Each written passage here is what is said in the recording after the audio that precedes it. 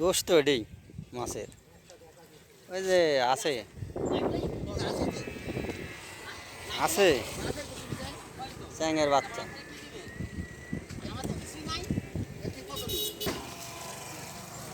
আচ্ছা, তো দুটি চ্যাংয়ের বাচ্চা উঠেছে। আমি আসতেছি, এই যে শাহপুরপুর আছি, আসতেছি পাল্লা মাপ কিনতে বোঝ আমাদের কিনা সরকার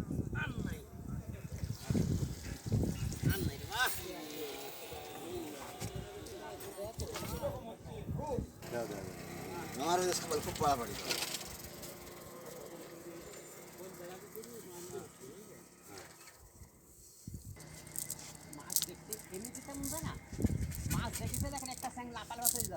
কোথায়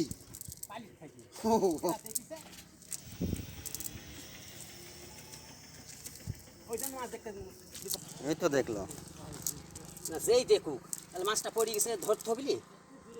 এত কষ্ট করে মাছ, মানে একটা মাছ।